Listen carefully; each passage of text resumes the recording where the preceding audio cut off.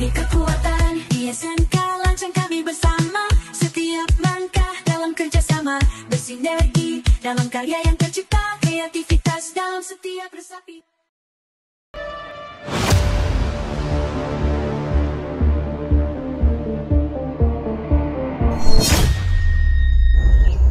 Assalamualaikum warahmatullahi wabarakatuh. Salam Malaysia Madani.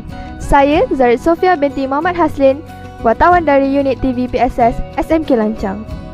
Apakah itu pendidikan digital? Pendidikan digital merangkumi pembelajaran berkaitan dengan teknologi digital secara bersepadu, inovatif dan kreatif untuk melahirkan generasi fasih digital.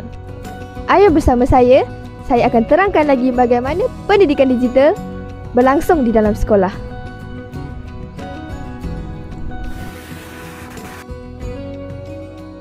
Walaupun bahan digital mempunyai banyak manfaat, namun tidak semua pelajar mempunyai akses kepada peranti.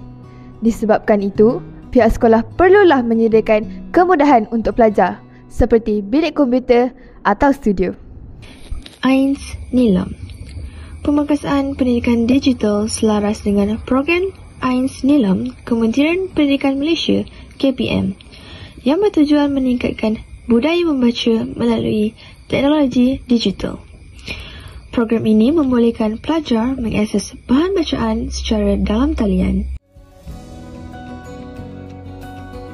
Kemudahan digital pada masa kini, guru bukan hanya boleh mengajar secara bersemuka ataupun di sekolah. Malahan, guru juga boleh mengajar secara dalam talian. Guru boleh menyediakan akaun khusus untuk pembelajaran menggunakan platform media sosial, salah satu contohnya seperti YouTube.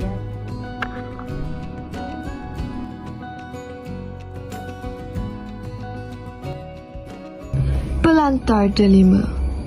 Pendigitalan sangat penting dalam memperkasa pelantar delima.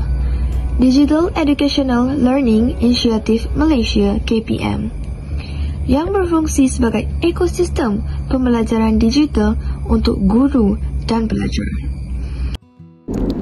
Penggunaan bahan digital memberi impak yang lumayan besar terhadap para pelajar. Dengan kemudahan ini, ia mampu membantu pelajar dalam pembelajaran di atas talian ataupun pencarian sumber maklumat.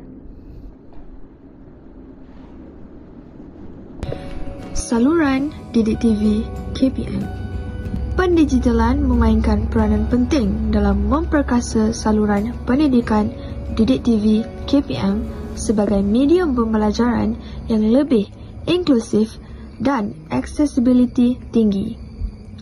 Dengan sokongan teknologi digital, Didik TV KPM dapat menyiarkan kandungan pendidikan secara atas talian, di televisyen dan melalui platform digital lain, membolehkan pelajar di seluruh negara termasuk di kawasan pendalaman mendapat akses kepada sumber pembelajaran berkualiti.